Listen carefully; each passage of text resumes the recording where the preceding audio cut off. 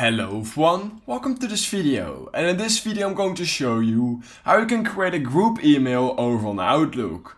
So in order to create a group email, what you simply need to do is head over to Outlook, and once you have done that you can simply head over to the top left corner of your screen at that people icon. And once you've done that, what you can simply do is go right here to the top left again, and then next to this new contact you have this arrow icon where you need to click on, and then click on new group right here. Once you've done that, you need to type in your group name, so I'm just going to give it the name That's Facts JT, and you can also add a description, doesn't really matter.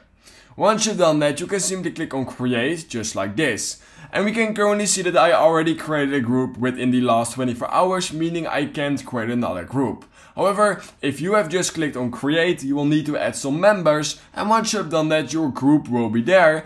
And then you can actually find your groups just by going right here, and then under groups it will say group. And yeah, that's basically all we need to do. So if you learned something from this video, then please consider liking this video and subscribing to my channel.